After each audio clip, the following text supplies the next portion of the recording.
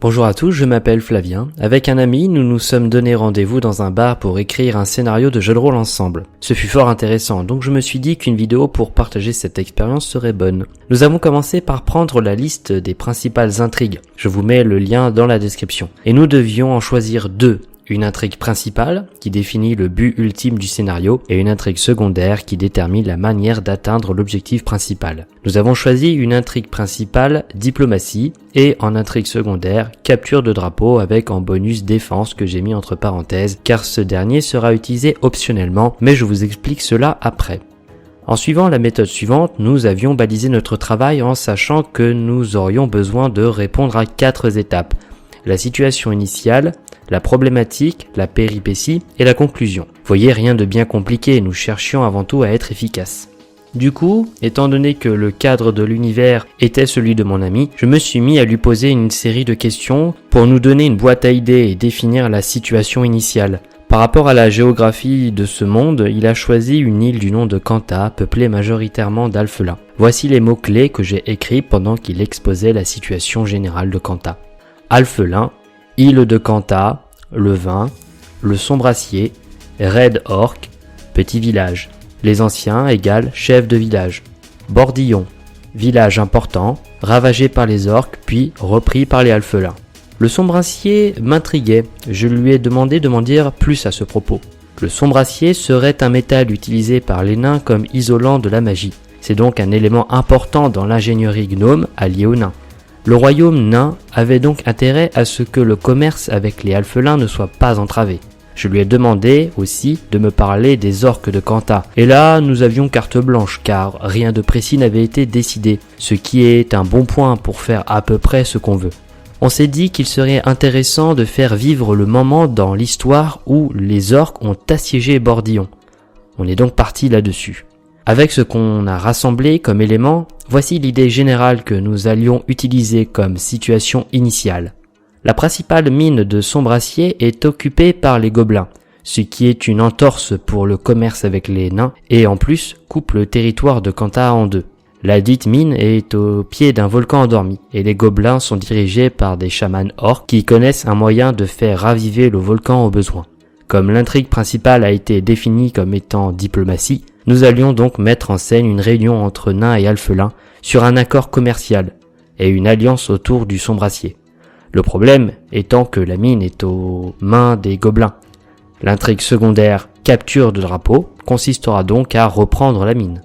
On a notre situation initiale, on a notre problématique, maintenant il faut réfléchir à comment régler le problème. En soi, c'est la péripétie. Alors, à ce moment de la préparation de votre scénario, une chose est à prendre en compte, le temps IRL. Si vous voulez faire un one-shot, qui n'a pas vocation à devenir une campagne, alors la situation au problème doit être expliquée aux aventuriers.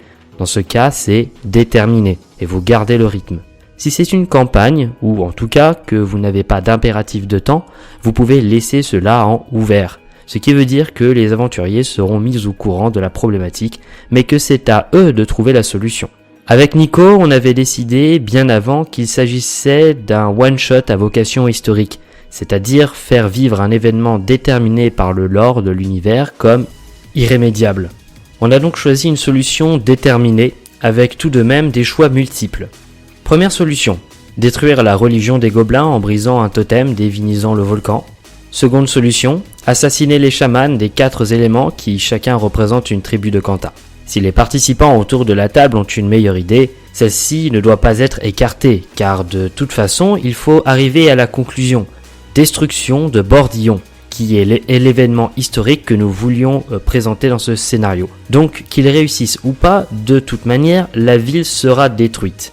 L'intérêt, par contre, c'est de savoir comment cela va arriver. Si les aventuriers n'arrivent pas à détruire de totem, les tribus orques se rassemblent et partent attaquer le village principal. Si les chamans ne sont pas tués, rebelote, les tribus se rassemblent suite à cette tentative de meurtre. S'ils tuent une partie des chamans ou détruisent les gobelins, mais qu'il reste au moins un chaman, le volcan entre en éruption. Vous vous souvenez, j'ai mis de côté de l'intrigue secondaire l'intrigue défense. Si les aventuriers sont particulièrement efficaces et qu'ils arrivent à passer l'intrigue sans trop de problèmes, ou que d'une manière ou d'une autre, ils ont réussi à désamorcer tout ce qui avait été prévu pour les contrer, la carte piège défense serait alors activée, qui consistera donc à jouer l'attaque et la perte inéluctable de la ville. L'enjeu n'est pas la victoire, mais la manière de survivre à une scène chaotique de défaite. Les aventuriers devront alors peut-être s'enfuir ou sauver une personnalité importante coincée quelque part dans un bâtiment en flammes, sauver une famille de civils pris au piège par des orques, affronter un chaman orc qui aurait survécu ou un chef de guerre, peu importe. Bref, vous comprenez l'idée. C'est que même face à une conclusion déterminée, il existe tout un éventail d'occasions aux aventuriers de faire la différence dans ce conflit, en se battant jusqu'au bout, en s'enfuyant, en étant poursuivis ou en sauvant d'autres civils, en récupérant un objet important, dans l'idée de l'épée de Troie récupérée par Énée au moment de la chute de la ville, etc. Troie est particulièrement inspirant. La chute inéluctable de la ville, c'est ce que fait chacun des habitants de la ville qui influencera le futur de cette communauté en exil. Et cela déterminera alors notre conclusion, avec fin unique mais aux multiples manières d'aboutir. On a fini notre consommation, satisfait du travail accompli en se posant les questions de l'ambiance, des musiques, des personnages et des caractéristiques chiffrées des adversaires. Mais ce n'était pas le but de notre exercice. On s'est focalisé sur le sujet, écrire un scénario one-shot historique, dont la fin est connue mais où les aventuriers peuvent en influencer la manière. Voilà. Je vous remercie d'avoir suivi cette vidéo. J'espère que l'inspiration a été au rendez-vous. Je vous salue, c'était Flavien pour l'écran du MJ.